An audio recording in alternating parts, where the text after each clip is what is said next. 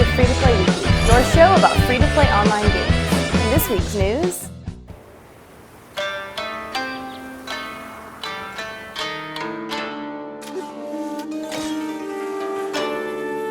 ever heard of American McGee?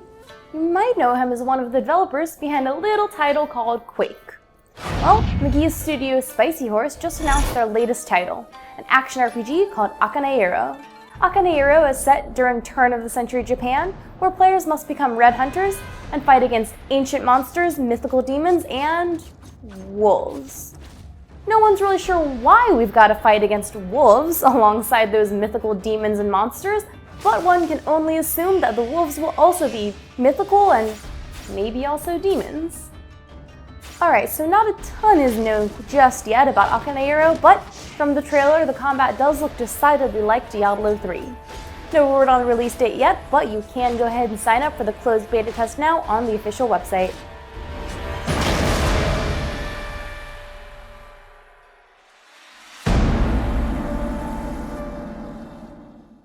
After tons of requests from fans, NCSoft has decided to release Blade & Soul in the US.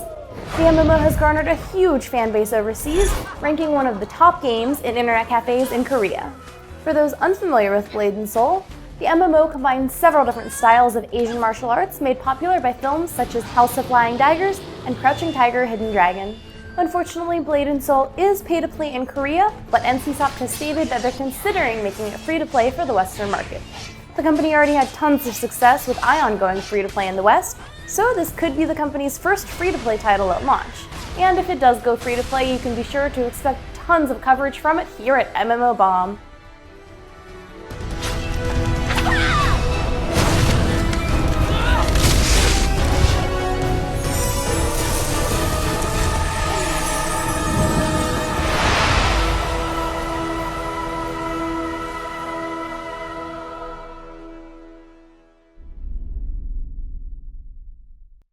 Gamiko just announced their second beta phase for Black Prophecy Tactics Nexus Conflict, a tactical space battle MMO that bears slight resemblance to EVE Online.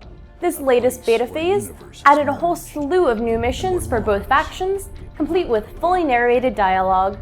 Additionally, a clan system was implemented and players now have the opportunity to trade amongst themselves. The PvP system was also revamped, allowing players to jump into battle from wherever, and rewarding players with items that open up new missions and rewards. When an MMO gets revamped, it can usually mean one of two things. Either it can turn into something horrible, even worse than it was before, or it can breathe new life into the game. War of Angels hopes to do the latter.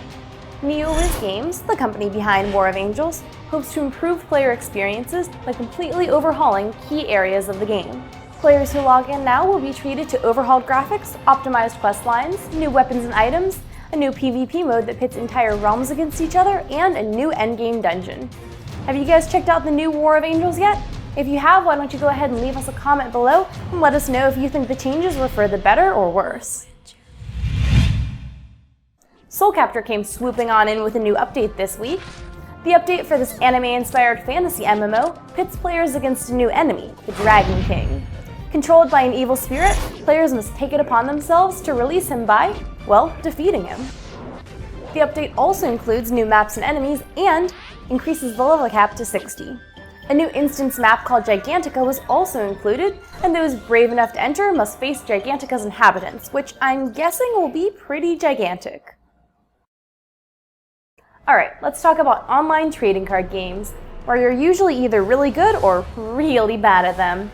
And with Ubisoft announcing the start of open beta for their latest trading card game, Might and Magic Duel of Champions, it's time to test out your trading card skills once again. This trading card game is based on the ever-popular Might and Magic universe and features hundreds of collectible cards. Just like other online trading card games, it lets players fight against one another for a chance at earning new cards and growing the abilities of their heroes' armies. You can go ahead and check out the Might and Magic Duel of Champions website now to sign up for the open beta. And the game of the week is SmashMuck Champions. Recently released into open beta, SmashMuck Champions is an arena combat game that combines skill, action, and strategy.